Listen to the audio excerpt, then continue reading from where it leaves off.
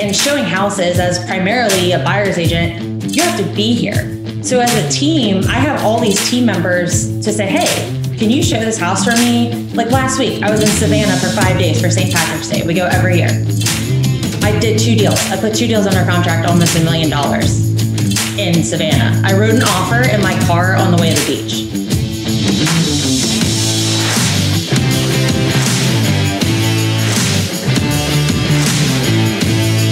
So the question is this: how do most agents find the secrets to succeed in today's competitive real estate market, especially when the top agents are keeping those secrets to themselves?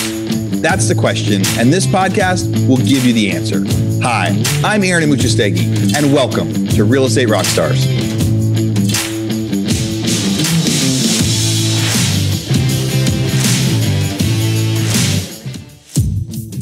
Hey, Real Estate Rockstars. This is Aaron Amuchastegui, and I'm interrupting myself to bring you this commercial break from one of our sponsors. And I know you guys would much rather listen to the content and not the ads and not the sponsors, but this is one that I'm actually super excited with. You know, so many of the realtors that we interview on the show, they talk about how much systems are important and how much follow-up is important. And I'm really excited about our new sponsor. There's somebody I've been looking at for a long time, and when they reached out to me, I said, yes, we have to be able to do this deal. So that sponsor is Follow Up Boss. You know, on an interview last week with agent Mark McGuire, I asked him what his favorite software and what his favorite system was, and he said it was Follow Up Boss. And then he went on for another 3 or 4 minutes to talk about why Follow Up Boss was the best CRM he uses. So there's a lot of superstars out there that use Follow Up Boss. Some of the stats they gave me: Robert Slack, 1.5 billion team in Florida, #1 in the US. He uses Follow Up Boss to get a 400% ROI on his massive paid lead spend. Deborah Beagle, co-owner of the Ashton Group in Nashville, uses Follow Up Boss to guarantee that agents who join her team get 2 homes under contract in the first 90 days. That's a big guarantee for new agents. Barry Jenkins of Your Friends in Real Estate uses Follow Up Boss to automate everything so his team can produce $200 million on 25-hour work weeks. All right, so here's an offer. You guys are going to get this special for being Real Estate Rockstars listeners. Now, I've used Follow Up Boss. We've actually used it in our non-real estate businesses as well because it's so good at being able to set timers, set automatic texting and emailing, and what do you know? Best name ever, Follow Up. So here's what we got. For Real Estate Rockstars listeners, you get a 30-day free trial. That's normally 14 days. So in order to get this, you go followupboss.com/rockstars. So again, followupboss.com, just like it sounds, /rockstars. Go there, get your 30-day free trial and check it out. Especially if you aren't using any systems or any CRMs yet, this will be a great one for you to start with. All right, everybody, thanks again. Now back to our show. Recording in progress, Real Estate Rockstars. This is Aaron Amuchastegui. Today, I get to interview Sara O'Malley. Sara has been a listener of the podcast. We got to meet and chat a lot on Instagram, and she reached out to me and finally said she was going to apply to get on the podcast. I actually had to reach back out and remind her and say, hey, I told you to come book it and you haven't booked your spot yet. She's from the Balserzak Group in Baltimore, Maryland, and I'm glad to talk to her today. Sara, how's it going? Hey, good, Aaron. How are you? I'm doing good. I'm excited to get to chat with you today. How long have you been in real estate? I am in year 4 right now. So year 4. As an agent. So I was an admin for a year before that. So I guess 5 years in the business at this point. Okay. So what made you decide to get in real estate? So I was an admin working a 9 to 5 for another real estate team and was seeing my team leaders' checks come in, processing those, and then seeing what I was making. And I was like, wonder why I'm not doing this. And found out I was pregnant a couple, I'd say like 8 months into that job. Then really when I was 2 months pregnant, I decided, you know what, I need to do something bigger for my family. And I really think I can do this. So I quit that job, went to the team I actually bought and sold with a year prior, and just kind of went for it. So when you first got that job as an admin, was it just like you were hired, like there was a job ad that said office admin staff? You didn't know anything about real estate, didn't know about the business. It was like, yeah, I'll be your office admin. So I had just bought and sold maybe 3 months before I got the job. So I had a little bit, but that was my first ever experience in real estate. And yeah, I saw admin / marketing. I just graduated with my master's in marketing. So just thought this would be a good 9 to 5 to jump into. Yeah, I think a lot of the people that are 9 to 5 working in offices, like whether it's in real estate investment offices or, my first company was a flipping company. And I remember hiring the admin in that. And the first thing you start to have your admin do is like, hey, go deposit these checks for me, because going to the bank to deposit stuff is annoying, right? Like, or go drop off these checks for me. And so they very quickly start to see the money and the numbers. And I think it becomes really difficult for somebody to stay an admin in a real estate or an investment company for a long time. I think the transition has to be, because otherwise, like cashing all those checks and seeing all those dollars, most people can't stay happy. They can't stay content anymore. Yeah. What do you think about that? Like, have you thought about that much? Yeah, for me. So obviously I didn't know how hard it would be to get the clients to make the money that was on those checks. That was kind of a wake up call when I got into it. Cause of course, everybody sees us making money. They think it's easy. It's great to be in real estate right now. So I definitely did not get that. But yeah, I was seeing these checks and, I have a master's degree and I was making not what I should be making with a master's degree, to no fault of the person hiring me, but I took the job and I got pregnant and I was like, is this my life? Am I going to be the one telling somebody to deposit those checks for me, or am I going to be the one depositing the checks? And I've always just been the person that wants to do more. So I thought, well, whatever, I'm going to try it.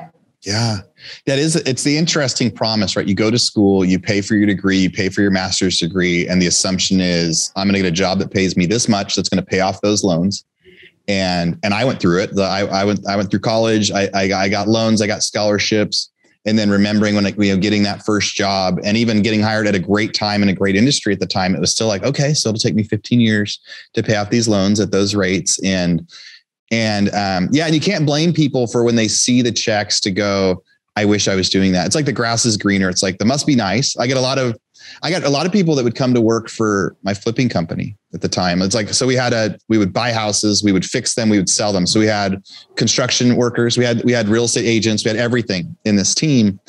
And everybody would kind of say like, I'm the one that does all the work.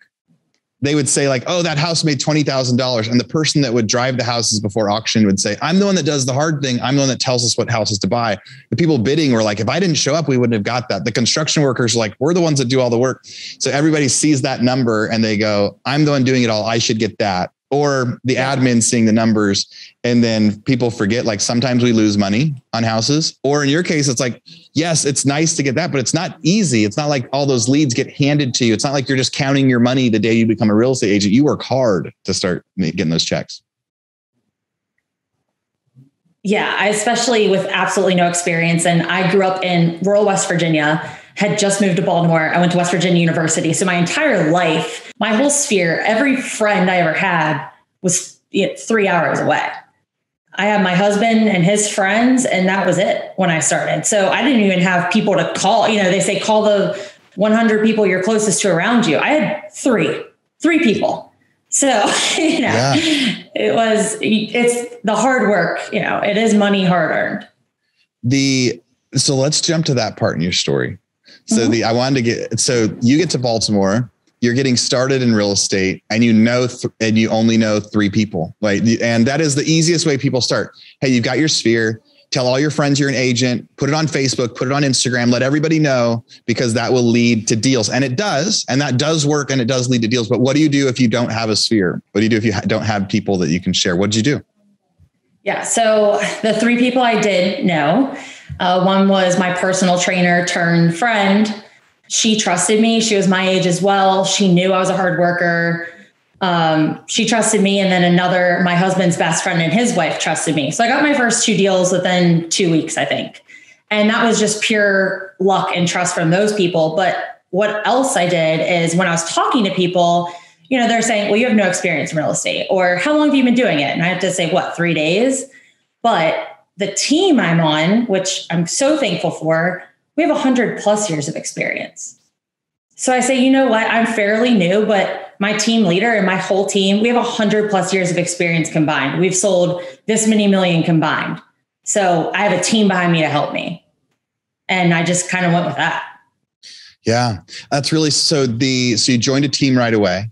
And that's a great way. People ask all the time, as a new agent or as a young agent, like, how do I let people overcome that question? Like hey, you're only 20 years old and you're an agent, or you haven't done this, or you're brand new, because everybody's always brand new at something. And I love that. So you knew right away, you would say, hey, I'm part of a team. This is why. What are some of the other benefits of joining the team? Like, how has that experience been for you? Do you think everyone should join a team? I think if you don't have any real estate experience, or if you're moving to location, I would always recommend a team. And I've kind of said I'm a teamer for life. That's just the lifestyle I like to live. The benefits of my team for me are obviously admin support. We have an amazing admin who like being an admin, who see the checks and still want to stay in the admin position. We have an incredible operations manager named Robin. We have Dustin, our listing manager. We just hired a marketing coordinator.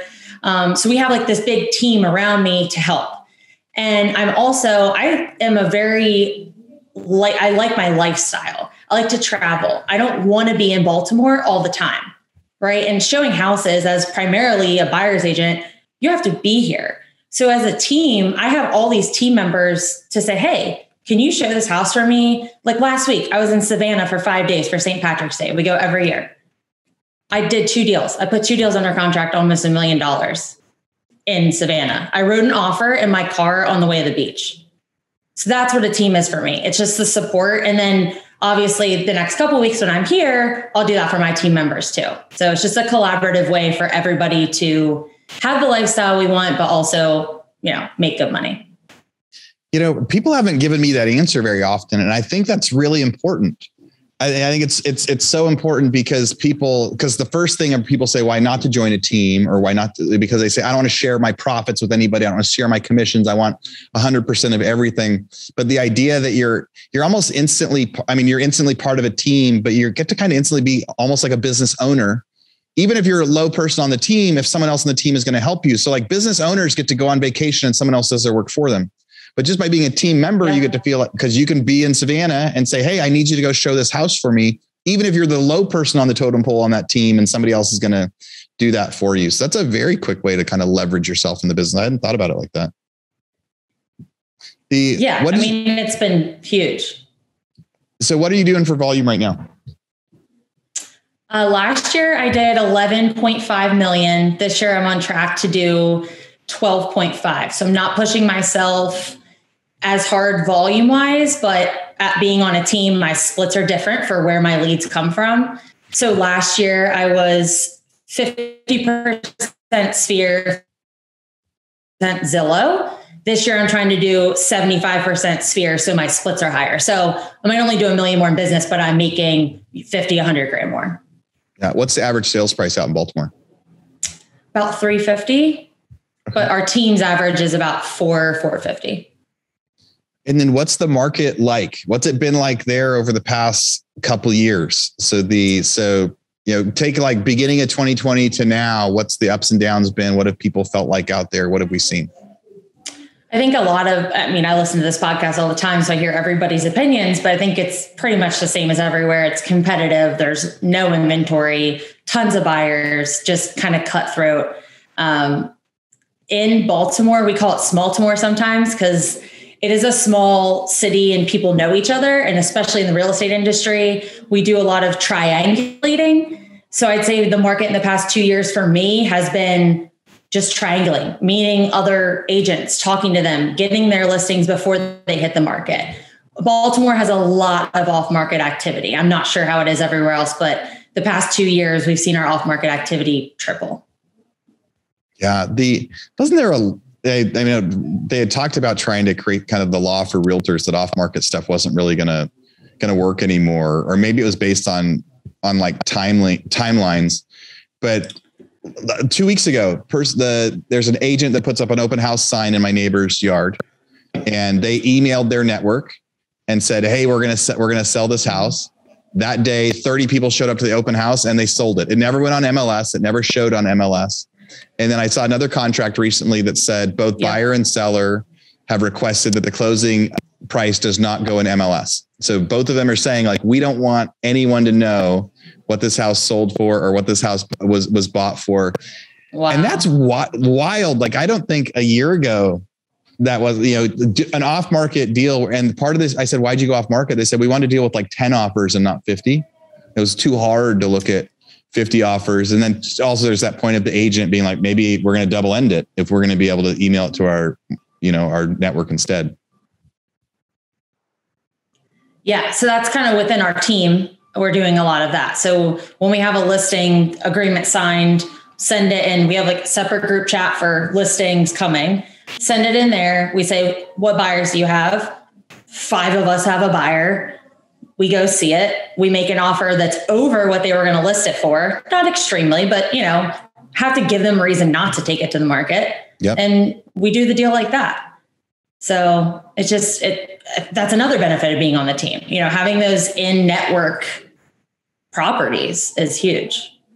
And I think that's probably a bigger benefit now than, there's a lot of things recently being part of that team that are a bigger benefit than before, because if you get a lot of, people are like, oh, I get a lot of listings already, so they want to keep it all or something like that. And especially in a market like this, but in a market like this, most sellers like, I don't want to pay a full listing amount because all you have to do is put it on the market and sell it.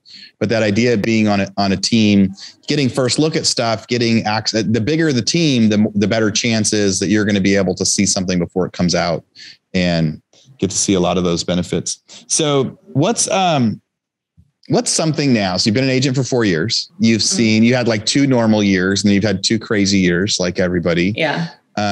What's something you wish you would have known when you first got started that you've learned now as an agent? And you're like, man, I wish I would have known this when I first got started. I think just to give 0 shits about what other people think. The first, year and a half, I concentrated so much on this perfect social media and coming across as this, glowing professional that's just always happy about the market and just, kind of being fake. I see so many other agents, especially in our area, just go on social media and be very fake and in their marketing and even at bars and restaurants. And, I feel I've really connected to people these past 2 years, just being real. And if I would have done that my first 2 years, been more myself, I feel like I would have built my clientele and my tribe even faster. Yeah. Getting to share who you are. So let's talk about social media for a little bit.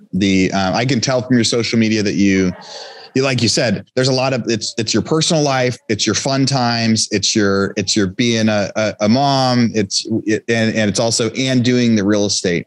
So if someone is going to ask you, like, Sara, how should I use social media to get listings? How should I put myself out on social media?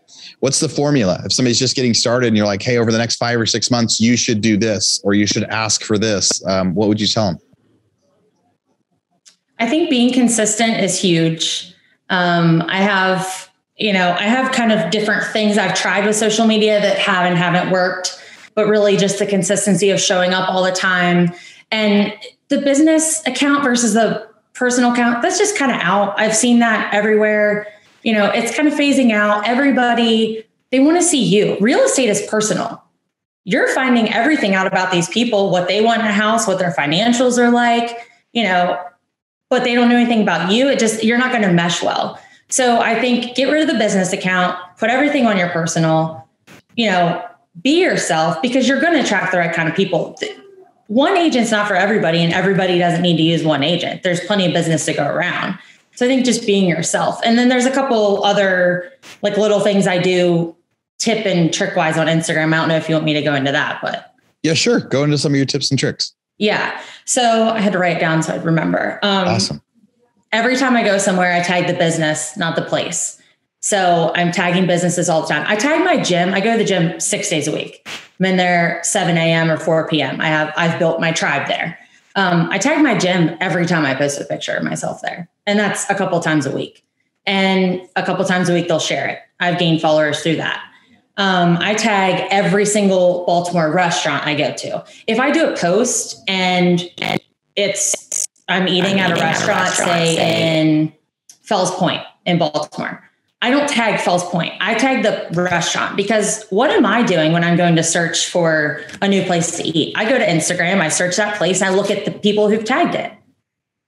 So that's how people are finding me. And then just yesterday, I had somebody reach out. I posted a listing. And this is another tip. Post every single listing your team has. If you're at a brokerage, post everybody's listings. You can't. They're your brokerage's listings. I post every single listing. And my husband always says that he's a firefighter. People on his shift are like, my God, Sara has so many listings. He's like, hell yeah, she does. Meanwhile, I've had, not as many as my team has, but I post every single beautiful listing. And yesterday I did that. And I tagged not the town that it's in, but I tagged a winery that it's by. Well, somebody saw that. They reached out to me. I honestly thought it was fake at first. Reached out to me, totally normal couple that needs an agent that wants to see this house I'm showing them on Friday. $750,000 house. And it's free. It's free.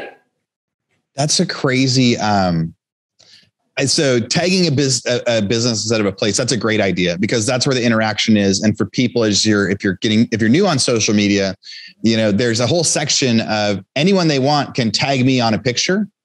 And I don't have to approve it. I don't have to say, yes, it's okay. But there's a section, you go to my profile, you go to Sara's profile, you click another section. Anyone that's ever tagged us, it's there, good or bad, indifferent. Yep. And so being able to do that, you're automatically going to be on someone's feed in that other category. And so it's not the main one, but it happens.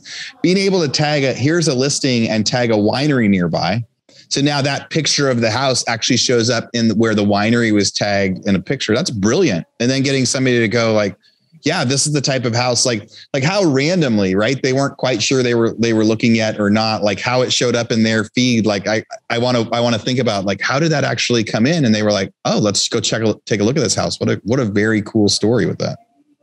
Yeah, I think it just brings people, and it's not like I've never been to the winery. It's called Bordy. It's in a beautiful part of Baltimore County here. And we were members there for years. So it's somewhere I relate to, and I even put in the caption, tag them in the caption. One of the selling points for this house is you could walk to Bordy.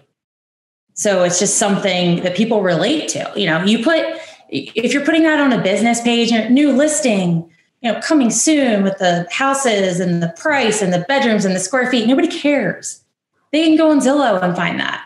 But if you say, hey, you can walk to this winery and it's this place called Loch Raven Reservoir. It's a hiking, trails, fishing. I put those two things in and you have people interested. Then It's more than a house. It's a lifestyle. You're creating a lifestyle around it. And social media is where people look for ways to improve their lifestyle. Yeah.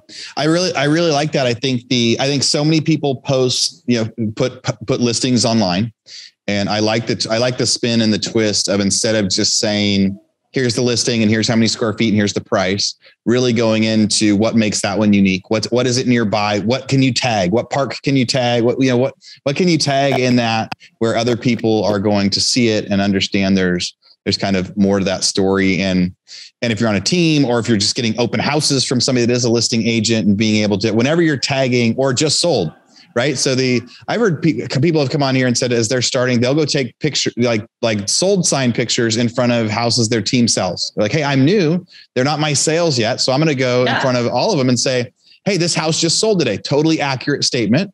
Right. And one of the gals I recently interviewed, she did that her whole first year. She's like, they weren't any of mine, but I wasn't lying.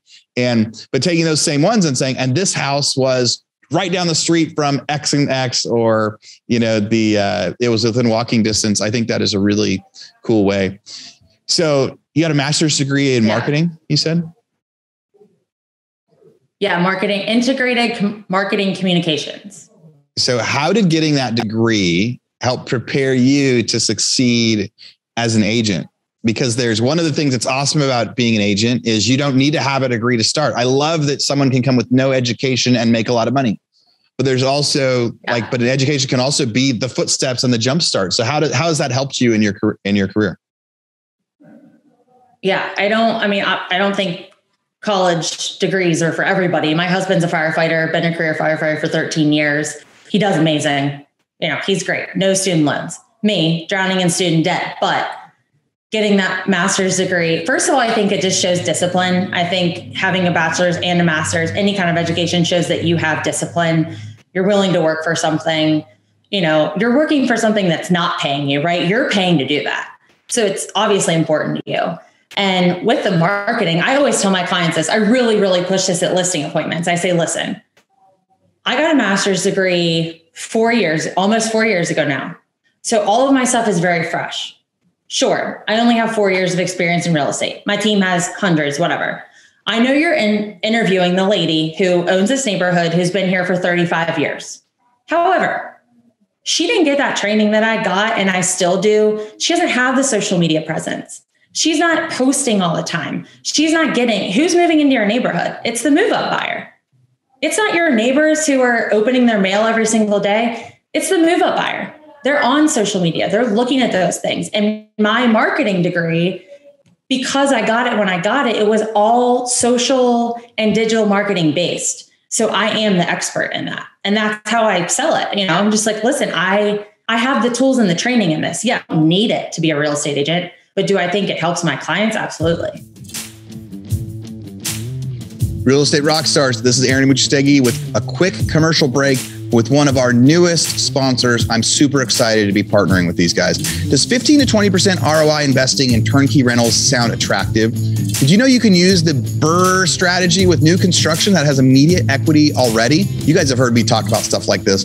Rent to Retirement offers fully turnkey properties that are newly built or renovated, leased and managed, allowing you to invest with confidence out of state. They have single family, multifamily, new build, and syndication opportunities across multiple markets that maximize cash flow, appreciation, and equity. Rent to Retirement assists investors in learning how to build a comprehensive business plan with the best investment and tax strategies to achieve financial freedom through real estate investing. There's no excuse not to get started in real estate investing when you have the right team and systems in place. To learn more, visit renttoretirement.com. That's renttoretirement.com or call 1-800-311-6781. That's 800-311-6781 to learn about how you can get started investing in some of the best cash flow markets today. And if you guys want to learn more about Zach, episode 1025, we dig in for a good 45-minute interview where he tells you the secrets to investing in real estate out of state. And him and I shared a lot of ideas about what works and what doesn't. You'll get to hear a lot about his company and his business. If you're an agent from out of state and you've got referrals looking for stuff, they work with other agents on a referral basis. And we've talked so much since COVID hit that everybody needs to have a backup plan, right? Every one of you agents needs to have a backup plan. You should all be investing in real estate. And if you're having trouble finding the time and the team to do it, maybe something like Rent to Retirement is the solution for you. So thank you for listening. Go check them out. Now back to the rest of our podcast. Yeah. I think for agents out there, when you're taking what Sara said, if you've got the degree, being able to bring that up during those listing appointments, I think is important. If you're new and you're into the technology and you're fighting against and you're battling against somebody that's been an agent for a long time, that same argument that Sara just talked about, being able to use that and say, hey, this is what makes me different. Or if people come to real estate after having a 10 or 20 year career in something else. And so just be sure to find your advantage that you have and be willing to share that. You can say, no, I've only been an agent for 6 months, but I'm part of a big team, or I've only been an agent for 6 months. But before that, I worked at a bank for a long time. So I have a lot of experience with finances and negotiate, whatever it is, that finding what that skill set is and be able to use it. So you said you were pregnant when you decided to become an agent, or when you decided to study for your license, or what? So what was that? I remember my wife had the same story. She was, studying for her broker's license while waking up with the kids at midnight. So what was it like for you? Yeah. So we had been married almost a year. I said I wasn't going to have kids until I was 28. Well, I turned 28 in June. I have an almost 3-year-old. So that didn't work out for us, but good surprise.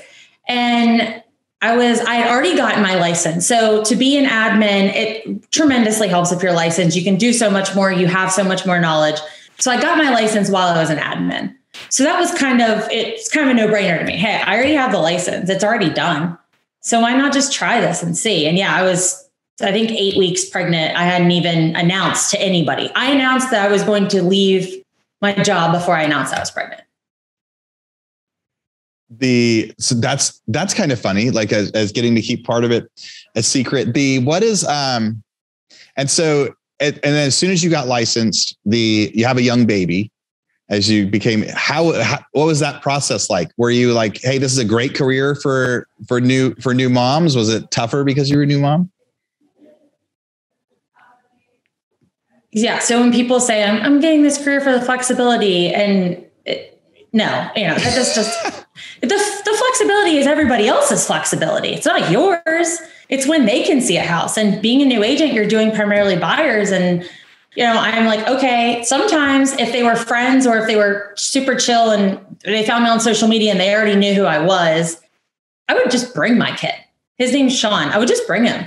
I would strap him into his little carrier and I'd show the house. And if he cried, I'd stick a bottle or Banky in. And it made me no less able to do anything, but getting out the door was much harder. Now I'm very blessed with my husband's work schedule. He's a firefighter. So 2 days a week, he's there 24 hours. So 5 days a week, I could basically do whatever I needed to do. But those other 2 days, 24 hours with a newborn, you just make it work. You just do it. Yeah. What are so you've listened to the podcast for a long time, which is awesome. So, I like getting to interview people like you that have listened for a long time. That's my favorite thing to get to do. Can you share like anything you've learned from the podcast or how it might have affected you or helped you in your real estate career? Yeah, I think what I've learned the most is that there are different ways to do things and everybody kind of has their own niche. It's not some people door knock and that's great. Some people do social marketing and that's great. And I think what I've learned from the podcast is there are all of these different ways to do things. And you can kind of pick and choose and try things and see what clicks and then move forward with that. And, I might not listen as intently to a podcast episode about like buying 100 homes and investing because I'm not a huge investor. However, I'm listening to the ones about getting your first investment property. So I think it's just taught me there's so many different ways to be successful in real estate. It's not selling a bunch of homes. It's not investing in a bunch of homes. It's not, just linear. There's all these bumps and all these things to try. And that's just really exciting. I feel like I want to do this for the rest of my life. Yeah, there are, I think that's one of the coolest parts about getting to interview so many people is hearing everybody, like what works for some people doesn't work for everyone. But the fact that everyone has figured out a way to make it work and make something individually unique. And I can ask people like, so when you go knock on a door and you answer, what do you say? Or when you go to that listing appointment, what do you say? And there's lots of similarities, but there's also but none of them are the same. Nobody does the exact same pitch or the exact same thing out there. So getting to hear and listen to people and getting bits and pieces. I know somebody's going to take some of the tips you did today and they're going to start changing the way they do their social media, right? Or they're going to change the way they have those listing conversations, or maybe they're going to join a team now when before that had been something that, they may have been questioning the value in that. How do you, I think one of the things you like to do is make real estate fun or make the business fun or have fun while you're doing it.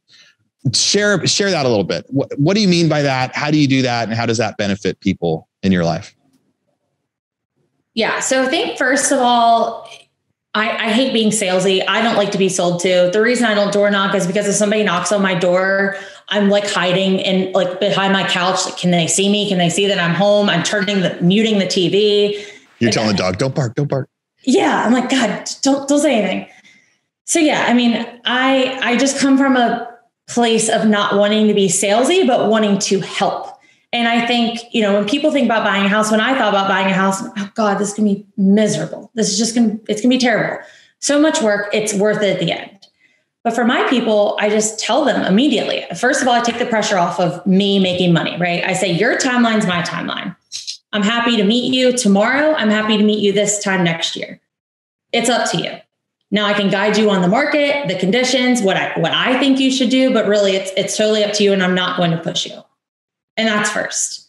And then just looking at houses, I'll do little things like if I'm stopping at Starbucks on the way, hey, do you guys want anything from Starbucks? The minute we go under contract, I send a video because people, once you go under contract, people are like, oh shit, now what? Yeah. It's the hardest part right now is to go under contract because of all the offers. But you finally get an offer accepted and they're like, oh, I didn't even think about this phase because I have been stuck in this offer phase for so long. So we have a bunch of insomnia cookies, they're on college campuses, bunch of amazing cookies, right? Okay. And they deliver right to your door. I send a 12 pack of those to every client that goes under contract. The night they go under contract, I send it 9 p.m. It's their evening snack. I say, listen, eat the cookies, enjoy. We'll talk tomorrow. Just make it fun. I want them to go to bed happy, not oh God, what do we have to do now? I want them to be happy. And then throughout, I make it, I send them little tiny things. I don't think I spend more than $50 a transaction, but in my Google and Zillow, and every time people review me, they mention the cookies. I have a weird way of having conversations, finding things out about them. They're personal. So I'll send their favorite beer, or if they've mentioned somewhere they like to go, I'll send a little gift certificate. For settlement, I'll do the same sort of stuff. And just personal touches. So I'm not one of those people that gives a cutting board with my logo on it. Those are great, but that person might have 5 cutting boards. What they really want is a gift card to Starbucks. I really try to tailor it. It gets harder the more busy I get and the more business I do. But I think that's so important at the end of the day to really make them feel like they were the only person I was working with during that process. Yeah. So I think something you hit on there is the timing of the gift and the quality of the gift, or the personalization of the gift, is way more important than the price of the gift. And people aren't thinking about that. Yes, they've been writing offers like crazy. So every time we buy a property, the second I get it, if I'm competing against somebody else, I have a feeling of excitement and a feeling of buyer's remorse, and go, did I just overpay for something? If I just got my offer accepted, and you have to believe that a lot of those buyers are as excited as they are scared, and wait, we're the best offer out of 30. Is this a bad investment now? That's a bad thing. Did we get the wrong? So it's as exciting as, that's the downside about it being such a seller's market, is when the buyer wins. So also that night, their mind is racing. Their mind is racing. Did we screw up? Did we not? And you're here, just celebrate some cookies. We'll talk about all those other details. We got plenty of time now. We got a month to get the rest of the stuff done. I'll talk to you tomorrow about next steps, but for now, just celebrate this. I think that well-timed thing, the moment of the celebration of you just achieved something big. Your mind is racing. Don't even think about that. Just celebrate the fact that we won an offer. We beat somebody else in what is right now is the toughest process ever. As a seller too, it's kind of scary. I can't even believe I'm saying this or thinking this, but we listed a property. We end up getting, dozens of offers, and they're all over asking. And then there's a fear of, what if I choose the wrong one? Because even though you've got a dozen, if you accept the wrong one and they don't end up closing, or it doesn't appraise, and you had this other one that was cheaper, then there's this fear of, am I going to accept the wrong one? Because if I do, 2 weeks from now, these other people might not still be here, or they might not be interested. And it's an interesting time. I used to love getting 2 or 3 offers, or competing against 2 or 3 offers. The 20 offers thing it sucks for buyers and sellers. Sellers, it makes the price go up, but not the decision-making process. No. And as a listing agent, it's exhausting calling all those lenders and vetting every single person, and the sellers want to know everybody's life story, and it's insane. And we just had that happen. So we got this big townhouse for, I don't even know. We had multiple offers, 5 or 6 offers. And then they did as is. 2 days later, they just said, we don't want it. Just walked away. Then what does that look like to the other buyers? We go back to the other buyers I don't want it. If they didn't want it, we don't want it. Or right now, they made 4 offers that day and they got one accepted. So it is the worst. It's scary. It is. Yeah, it's scary. Yeah. You don't think about the fact in the seller's market that choosing the right offer is so when people are I don't need an agent, right? Or you're as an agent, if they tell you, if you're a listing agent out there and you're getting new listings and they're telling you, why should I pay you a full commission right now, when the moment you get that on the market, you're going to get 30 offers. And it's because choosing the right one out of those 30 is much harder than it was if I used to get one offer, we would accept it. You're like, okay, you get your best negotiation and you take it and you make it work. But when you get 30, you have to figure out the best one. And that is not an easy task. And that is like, especially too, when during negotiations, sometimes it's like, okay, we get multiple offers. Now they start bidding against each other. We had a house recently where two buyers are going back and forth, like over $100,000. It was like a bidding war where he kept just saying like, we got a new offer. We're going to give you another chance. And it just keeps going up. Yeah. It just keeps going up. I just had that happen too, but thankfully we stopped it about 50 over and we got it. But it just doesn't make sense. And there's something in my listing presentation that I got from my team leader, Annie. She taught me this, I think day one. She teaches every single person this day one. Takes listing agreement, right? And there's the commission right there.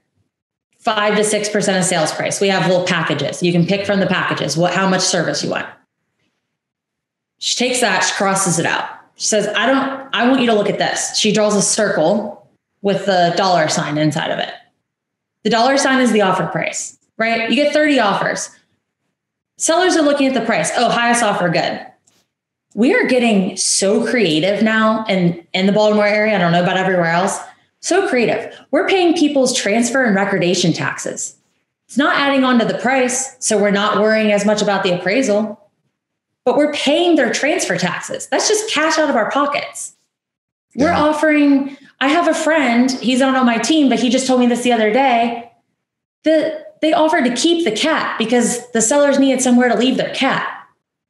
They got the offer accepted because they kept the freaking cat. Yeah. And I don't even think they were the highest priced one, but people love their damn pets. So, keep the cat, get your offer accepted. There's so many other ways. But when I tell sellers that, I'm like, look, because if you negotiated yourself and you didn't have a listing agent or you had these discount people, they're not looking at all of that. They're presenting the offers to you saying, make your decision. I have an Excel sheet of all this stuff that at the end of the day, I'm looking at your bottom line. Financing, price. Are they going to take your pets? Do you need something done? I had somebody offer to fix something because they were a licensed plumber. There's so many ways to do it. And when I tell the sellers, it's like, oh, well, I don't even know what an escalation is, or I don't even know what an appraisal waiver is. I didn't even think about the transfer taxes. So that's where our value comes in. But you have to be an agent that knows all of that. You have to be educated about that. Yeah. I sold a house that had we had 2 alpacas. And when the buyer said they were going to keep the alpacas for us, so we didn't have to figure out how to rehome the alpacas, that helped. That absolutely helped. I hadn't even thought about that till just now. But some of that funny stuff, you're like, get creative, figure out what they need, and then they need.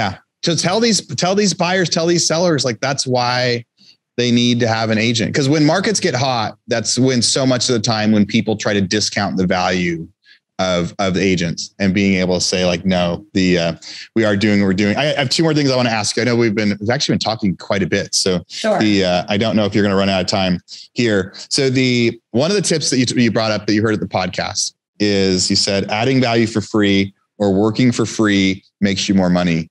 And I love that slogan. I love that whole thought. Working for free makes you more money. So you said, I think that was one of the tips you heard on the podcast. It does. How have you used that, or how would you re-explain it in your own words? So I just posted a reel this morning on Instagram. It's doing pretty well.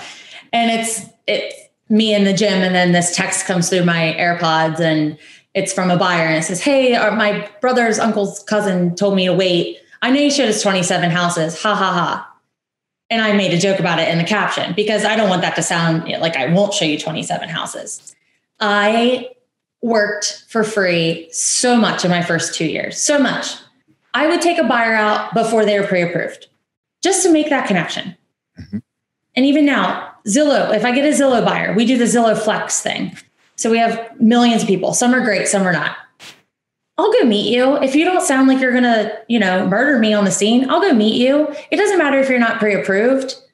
Some agents will say, I will absolutely not meet with you. Okay, but that person might be very wealthy and have so much more to offer you business-wise in the next 5, 10, 15 years of your career. And you said no to them because they weren't pre-approved today.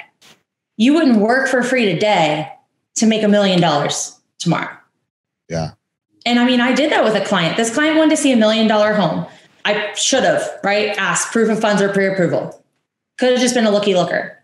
He's a multimillionaire from DC that's investing in Baltimore. I've done 4 deals with him. Yeah.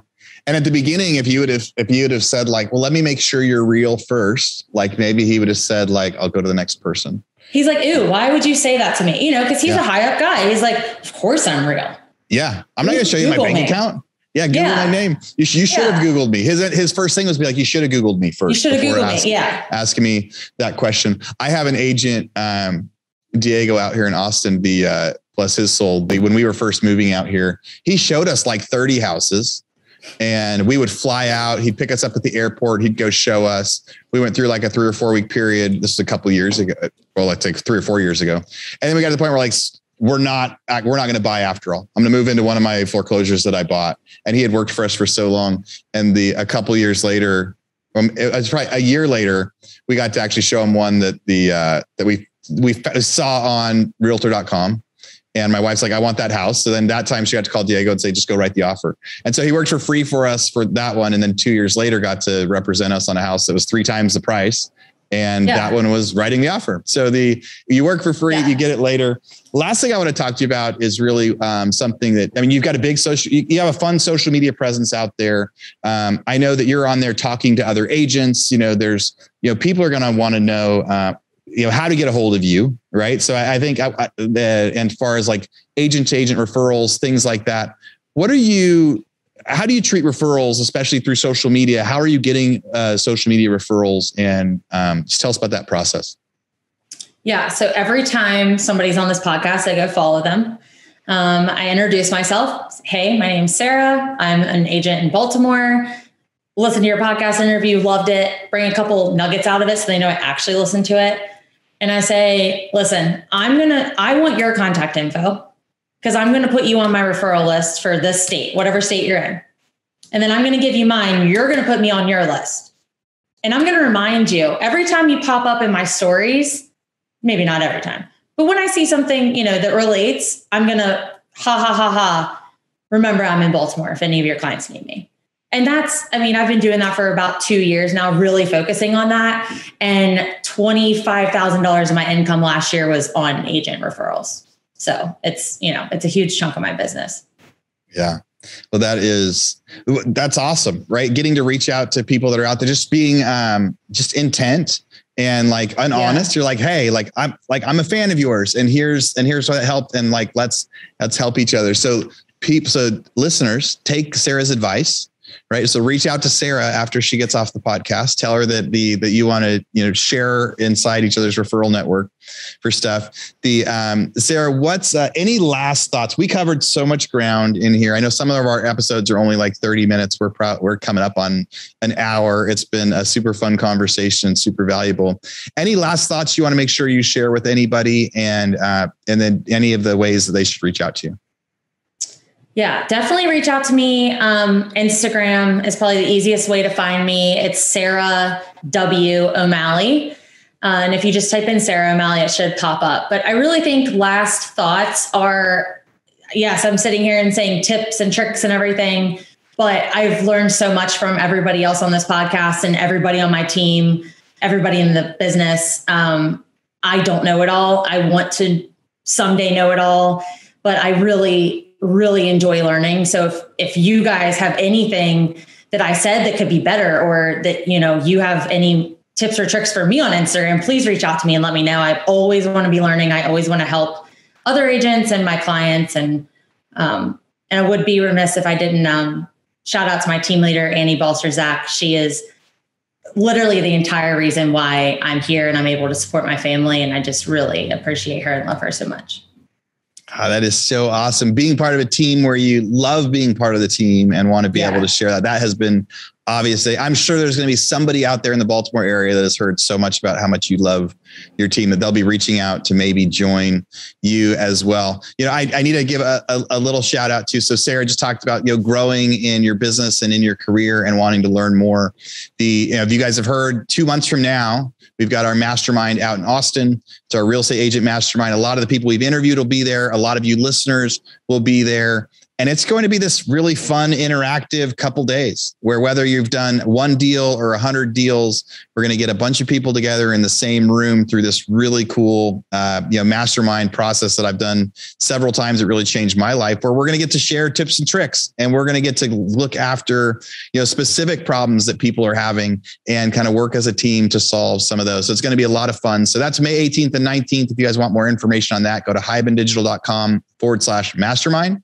This has been so much fun talking to Sara. Go follow Sara on Instagram. That's where her and I chat. Sara W. O'Malley. It's Sara. So Sara without an H. Sara W. O'Malley. Find her on Instagram. Have a lot of fun. Real Estate Rockstars, as always, thank you for listening. Sara, thanks for joining me. Thanks, Aaron. All right. Bye, everybody. All right, Real Estate Rockstars. This is Aaron Muchastegui jumping in again to thank you for listening to the show. Hopefully you guys loved listening to that one. And I want to make sure that you know about all of the extra resources that we have. And also, we need your help. They say podcasts are free. You get to listen to podcasts for free. But what is the cost of that podcast? I would say if I could beg you to pay anything for that podcast, I would say the cost of the podcast is going and giving a review. So whether you download it on Google or Apple or YouTube or anywhere else, please go give us a review. Say what you liked, what you didn't like. It helps us get better guests. The more reviews, the higher we get in the rankings. Right now, we are the biggest podcast out there for real estate agents, and we want to keep that spot because we know there's lots of podcasts out there. So go give us a review. Also, be sure to go to hibandigital.com. If you liked any of the resources that those real estate agents talked about, we've got a huge video vault of those resources for free. Every penny that comes on the podcast that we interview, they give us something that helps them get their deals or helps them work with their clients. And we put that in the toolbox in our vault for you. So go to hibandigital.com and you can get it. If you're looking for real estate education, go to rebusuniversity.com. We have all sorts of courses in there to help agents succeed in real estate, how to get the listing, how to negotiate deals, how to become an investor, all sorts of different stuff, rebusuniversity.com.